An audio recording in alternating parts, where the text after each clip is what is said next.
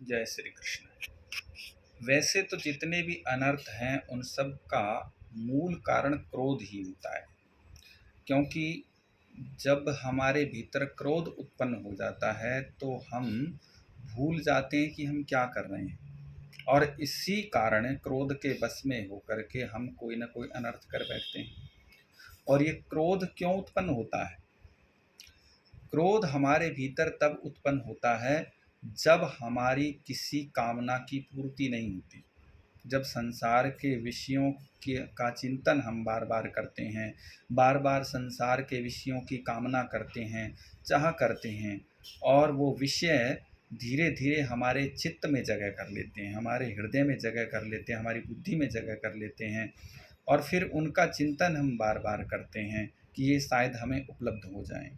और फिर उनको प्राप्त करने के लिए हम प्रयत्न करते हैं, हम प्रयास करते हैं, और उस प्रयास के विफल होने पर हमको क्रोध आता है कि जब उस विषय को प्राप्त करने का जो प्रयास होता है उसमें जो विघ्न बनता है, जिसके कारण विघ्न उत्पन्न होता है, जिसके कारण हमारे विषय की पूर्ति नहीं हो पाती, हमारी कामना की पूर्ति नहीं हो पाती है, उस पर हमें क्रोध आता है। और उस क्रोध में हमारा चित्त भ्रमित हो जाता है, मोहित हो जाता है। क्रोधाद भवति सम्मोहात्, सम्मोहात् स्मृति विभ्रमा, स्मृति भ्रंशात् बुद्धिनाशो, बुद्धिनाशात् प्रणश्यति।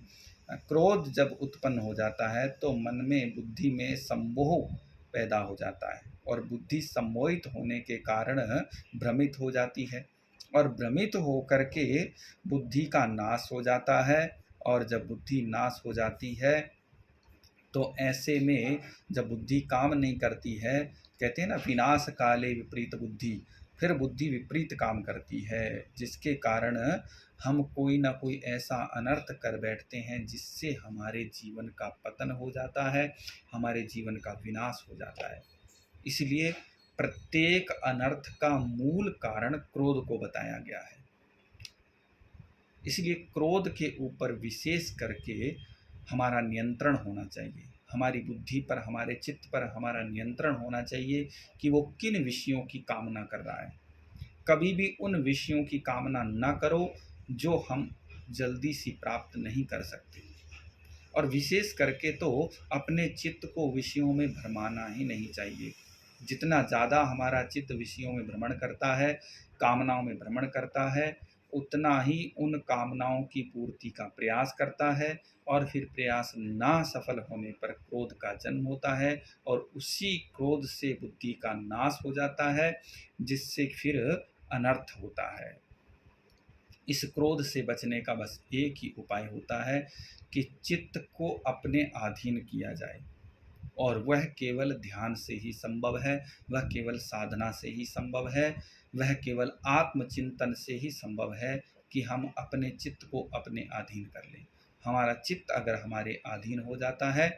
तो फिर हम क्रोध पर भी विजय प्राप्त कर लेते हैं, अपनी कामनाओं पर, वासनाओं पर भी विजय प्राप्त कर लेते हैं, जब चित्त हमारे अधीन होता है, और ये ध्यान से ही संभव है। जय श्री कृष्ण।